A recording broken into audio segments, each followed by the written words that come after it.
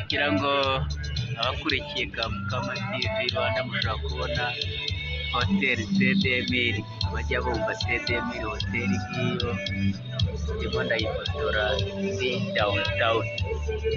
Aha niho bita downtown. Aya ni amarembo imodoka zisohokeramo ziva muri gare ya downtown, izijya Batsinda, izimanuka Nyabugogo, izijya Yereka, izijya Kagugu.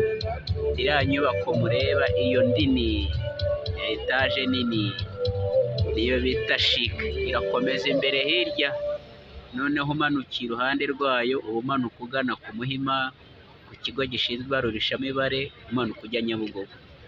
Aya ni amazu rero ya downtown. Aha niho downtown mujya mwumva.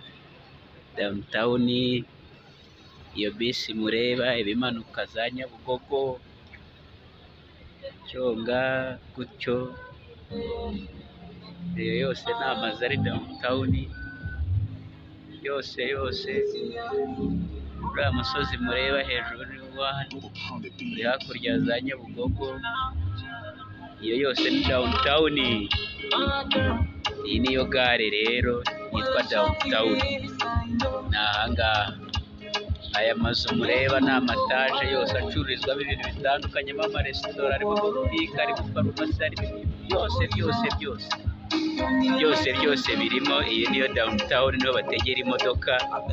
Hirya iriya harengarenga izijya Nyamirambo, izijya i Remera, izijya Kicukiro niho ziba ziri. Iyi bisi nababwiye yo irajya za Kagugu, iyo haruguru yegereye iyo nzu y'umuhondo. Nuza uzi gutega ukabona bisi yegereye inzu y'umuhondo izaba ijya Kagugu. Aba bantu rero mu kazi gakurikira barajya Batsinda. Izi bisi nazibabwiye zirajya za Nyacyonga, Nyabugogo. Iyo bisi yagurutse igiye irajya Nyabugogo, ikomeza. Nababwiye ngo hari amabutike menshi, murabona abantu barimo kwinjira. Noneho amarembo yinjira muri gare aho imodoka zinjirira. Aha twavuze ko ari aho zisohokera. Aho zinjirira rero ni hirya iriya, mushobora kubona iriya nzu mbegereje yanditseho NCBA. Hafi yayo niho haba amarembo aho zinjirira, ni naho haba udukarita dukoresha mu gutega, ni naho bongereraho amafaranga. Uwo musozi mureba hejuru aho ni za Rebero.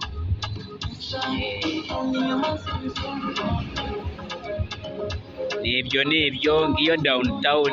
Nuko haba hameze, imvura irimo iragwa, ubundi haba huzuye abantu benshi, kandi mu masaha ashyira abantu barava muri za biro ngo batahe, biracyari saa 10 kandi bataha saa 11.